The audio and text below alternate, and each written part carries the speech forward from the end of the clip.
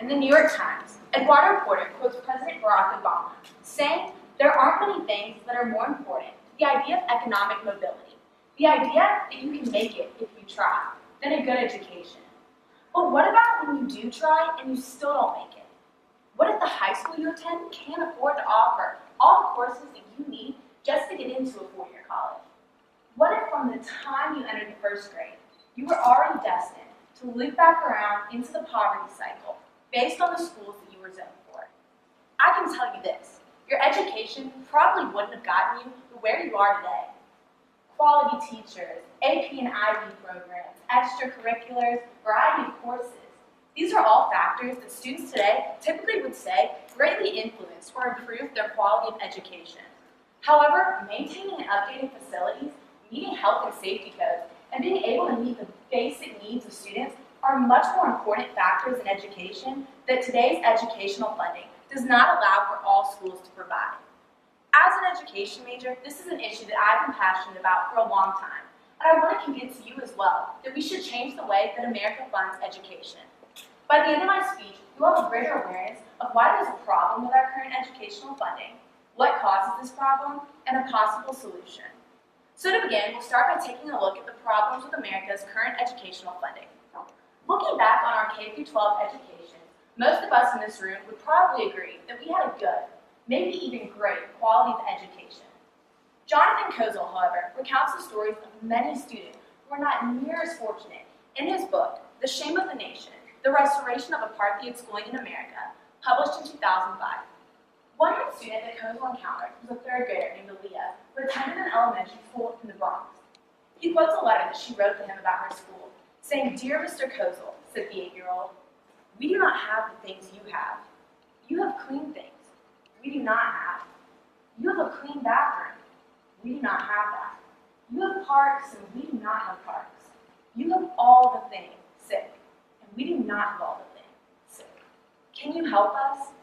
Kozol reported that Aaliyah was in the third grade in the 1997 to 1998 school year. In her school in New York City, $8,000 was spent a year on her education. However, in a nearby suburb, $12,000 was spent annually on a third grader's education. And in an even wealthier New York suburb, the amount was $18,000. Now, almost 2 decades later, these kind of discrepancies remain or have worsened all over America. Children like Aaliyah continue to attend schools that are overcrowded, lacking resources and certified or permanent teachers, schools that are dangerous, some even condemned by their states, schools that, quote, do not have because of a lack of funding. We can see that some schools receive less funding than others. Some argue that this doesn't have an effect on a child's education, but evidence proves otherwise. An article Raj Chetty et al. Published in June of 2014 in the Quarterly Journal of Economics states that one major factor correlated with upward mobility, the ability of a child to achieve a higher socioeconomic status than that of their parents, is better primary schools. Another study Raj Chetty and Nathaniel Hedgen published in 2015 at Harvard reports findings that children who move into better neighborhoods based on income have higher earnings as adults, while those who move into worse neighborhoods earn less as adults. As these studies show, children can in fact be harmed in the long run based on the quality of the schools where they live, especially if they're already coming from a poor home. We can see that the problems in educational funding can have detrimental effects on students. So now let's look into what causes these inequalities in funding. In an article published in June of 2016 in the academic journal Education, Dr. Vivian Ickma states, although school districts receive revenue from local funding sources, the state, as well as federal aid funding, is frequently inadequate in terms of building the capacity to meet the needs of students. One major reason that schools are funded so unevenly across America is because such a large portion of educational funding comes from the local level, specifically property taxes. In July of 2016, the U.S. Department of Education's website estimated that of $1.15 trillion being spent on education for the 2012-2013 school year, 92% was coming from non-federal sources. So let's put into perspective what this reliance on property taxes looks like. So let's say you're pretty well off, and you live in a home valued at $400,000. So you pay a property tax of 1%, or $4,000. But just a few miles down the road, in an impoverished neighborhood, the average home is valued at $50,000. So if one paid that same 1% in property taxes, this would only be giving $500 to education. And very few, if any at all, living in this neighborhood could afford to give nearly as much to education in property taxes as you can. In America, we have neighborhoods and clusters of homes that are worth much more and much less than those in this example. This is how we end up with such great funding discrepancies, state to state, district to district, and even school to school. The money that parents and homeowners pay in property taxes follows children directly into the specific school that they're zoned for. So now that we've looked at the problem of our educational funding and the reliance on property taxes as a cause, how do we improve this?